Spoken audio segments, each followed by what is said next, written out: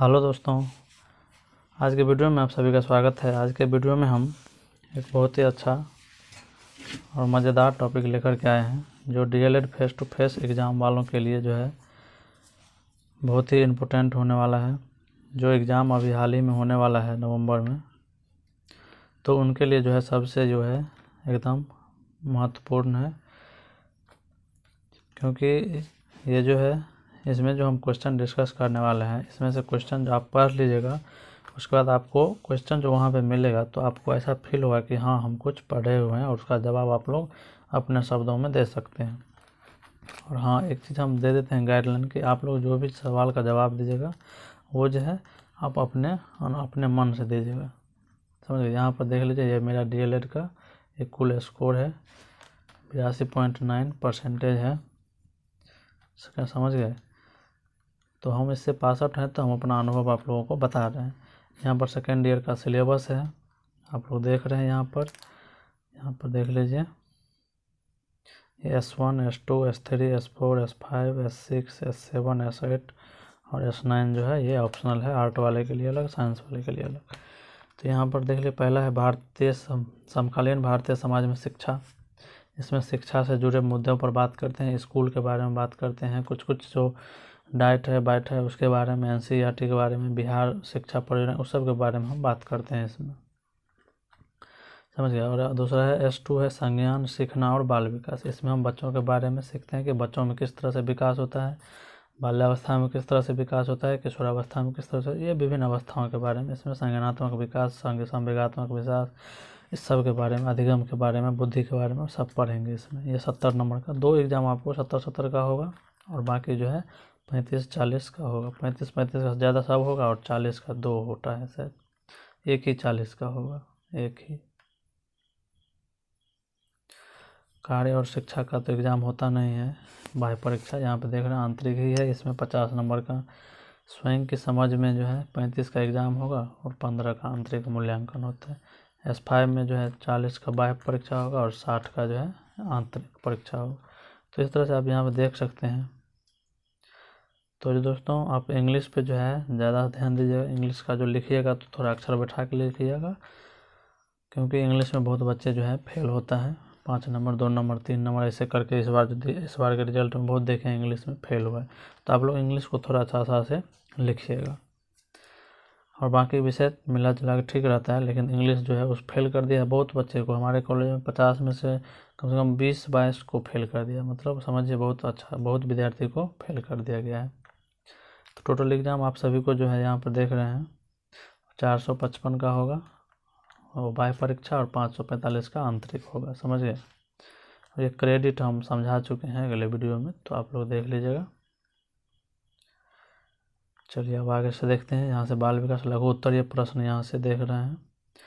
शुरुआत में हम लघु उत्तरीय ही बताएंगे, फिर उसके बाद जो है दीर्घ उत्तरीय पर हम चर्चा करेंगे। जब नज़दीक आ जाएगा एग्जाम तो कम से कम 20-25 जो है दीर्घ उत्तरीय क्वेश्चन हम करवाएंगे। चलिए अब देखिए, पहला क्वेश्चन है, बाल्यावस्था में बालक का विकास किस प्रकार होता है, संक्षेप में बताइए। चलिए देखिए, बाल्यावस्था में उम्र पता है 6 से 12 वर्ष।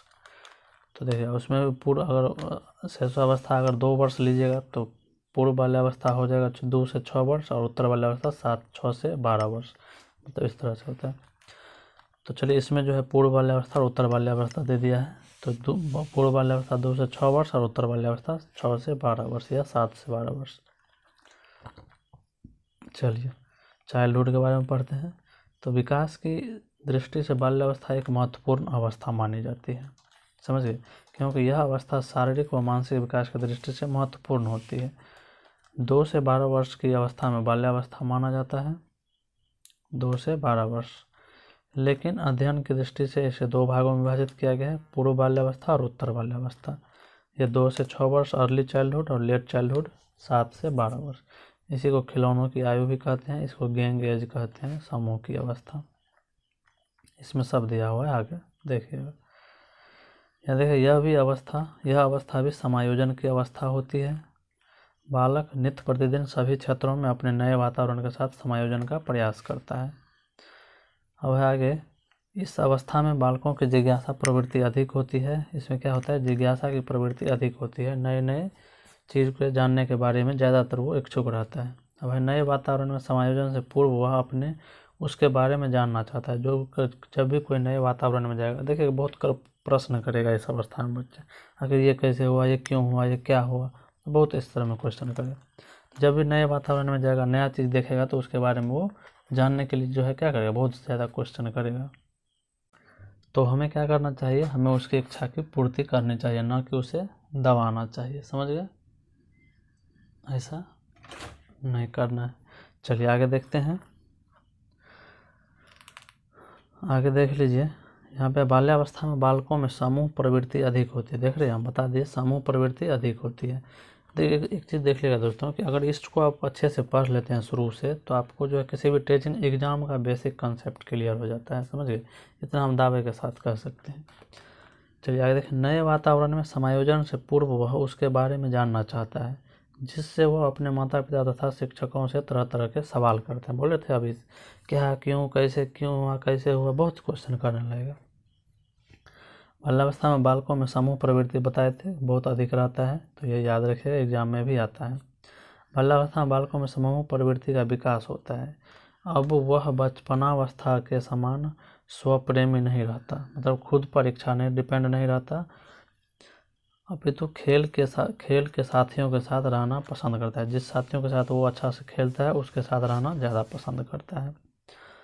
तो इस टाइम में बाल्यावस्था से पहले बच्चा स्वार्थी भी रहता है, खुद के बारे में ज़्यादा सोचता है। इसे अब जो है वह स्वप्रेमी नहीं रहा, अब दूसरों के साथ भी वो खेलना चाहता है। सामाजिकता की दृष्टि से भी यह अवस्था अति महत्वपूर्ण है।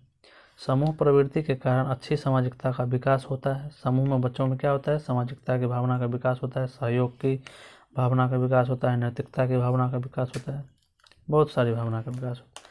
समूह में रहने से बालकों के अंदर अब अनेक गुणों जैसे अनुकरण के, खेल, सहयोग, सहानुभूति, नैतिकता आदि सकारात्मक गुणों का विकास होता है। समझ गए इतना। चलिए आगे देखते हैं। अब देखिए, सकारात्मक गुणों के साथ साथ कुछ नकारात्मक गुण भी प्रकट होते हैं। देखिए, प्रत्येक अवस्था की अपनी कुछ विशेषता है, तो कुछ हानि भी है, तो कुछ लाभ भी है।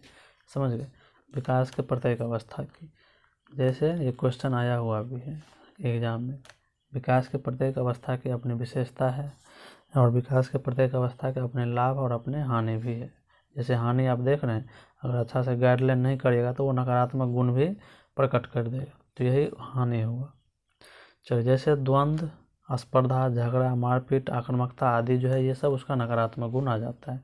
परंतु इन सभी नकारात्मक गुणों का प्रदर्शन वह सामाजिक समायोजन के लिए ही करता है, जिससे उसमें आत्मनिर्भरता की भावना का विकास होता है। चलिए आगे देखिए, बाल्यावस्था को जीवन की अनेकों वास्तविकताओं से परिचित कराती है, जिनके बीच रहकर वह अपने जीवन की समस्याओं को हल करने का तरीका सीख लेता है। बाल्यावस्था बालक को क्या करता है, जीवन की अनेक जो है परिस्थिति में जीने का क्या करता है, एक गुण सिखाता है। समझ गए, जो उनके किशोर जीवन के लिए आधार का कार्य करता है। किशोरावस्था का आधार का आयु जो है, यही बाल्यावस्था है। चलिए, इसमें हो गया। चलिए अब अगला क्वेश्चन देखते हैं। संज्ञानात्मक सिद्धांत को संक्षेप में बताएं। तो संज्ञानात्मक सिद्धांत, यह सिद्धांत नए उत्तेजक यानी कि अभूतपूर्व घटना या अपरिचित व्यक्ति के से साक्षात्कार से होने वाली तनावपूर्ण प्रक्रियाओं को समझाती है। संज्ञानात्मक सिद्धांत क्या करती है, यह नए उत्तेजक से होने वाली तनावपूर्ण प्रक्रियाओं को समझाती है। जब कोई किसी से हम नए से मिलते हैं, नई परिस्थिति में जाते हैं, तो वहाँ पे हम किस तरह की प्रतिक्रिया करते हैं, वो चीज़ बताती है। इस सिद्धांत के अनुसार यदि नए अनुभव और मौजूदा स्कीमा में सामान्य या अंतर है, तो उससे बच्ची रुचि तथा आनंद आदि जैसे सकारात्मक भाव प्रदर्शित करेगी। समझ गए, जब जो है पहले के अनुभव में और नए अनुभव में जो समानता होगा, तो वो आनंद और रुचि का अनुभव करेगा, सकारात्मक अनुभव भाव प्रकट करेगा। अगर इसमें जो है अंतर ज़्यादा हो, तो वह तनाव या भय जैसे नकारात्मक भाव प्रदर्शित करेंगे। इससे हमें समझ आता है कि क्यों बच्चे नया खिलौना देखते ही पुराना खिलौना छोड़ देते हैं, और यह भी कि क्यों वे हमेशा अपने आसपास नई खोज करने में रुचि दिखाते हैं। समझ गए, ये संज्ञानात्मक सिद्धांत है। चलिए अब देखते हैं संज्ञानात्मक विकास का सिद्धांत का अर्थ। चलिए, संज्ञानात्मक विकास का अर्थ, संज्ञानात्मक विकास का तात्पर्य संज्ञानात्मक योग्यताओं के विकास से है। संज्ञानात्मक योग्यता का अर्थ बुद्धि, चिंतन, कल्पना आदि से संबंधित योग्यताएं हैं। समझ गए। संज्ञानात्मक विकास क्या है?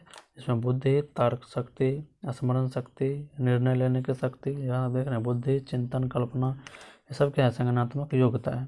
रेबर ने कहा है कि अधिकांश मनोवैज्ञानिकों के अनुसार संज्ञान का तात्पर्य ऐसे मानसिक व्यवहारों से है जिसका स्वरूप अमूर्त होता है। सही बात है, इसका ज़्यादातर स्वरूप अमूर्त ही रहता है और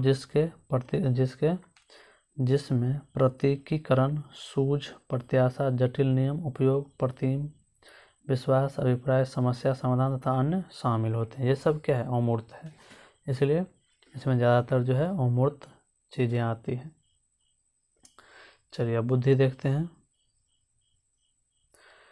बुद्धि का अर्थ स्पष्ट कीजिए। तो देखिए बुद्धि का अर्थ क्या है? बुद्धि का शाब्दिक अर्थ ज्ञान शक्ति तथा मेधा है।